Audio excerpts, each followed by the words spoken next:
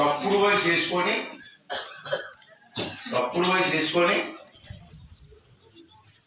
3,20,000 మందికి దొంగ పెన్షన్ తీసుకున్నారు. తప్పు కదండి. 3,20,000 మంది రాష్ట్రంలో దొంగ పెన్షన్ తీసుకున్నారు. ఎటువంటి రిపోర్ట్ ఇది. దీనికి ఎంత ఖర్చు అవుతుంది గవర్నమెంట్ తెలుసా? పెద్ద కప్పులు చెప్తారు అందరికీ.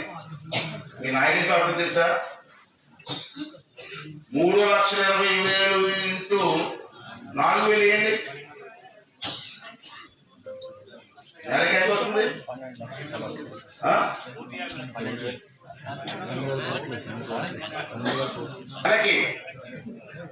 నెలకి ఈ తప్పుడు పెన్షన్ తీసుకున్న వాళ్ళకి దొంగ పెన్షన్ అంటాను.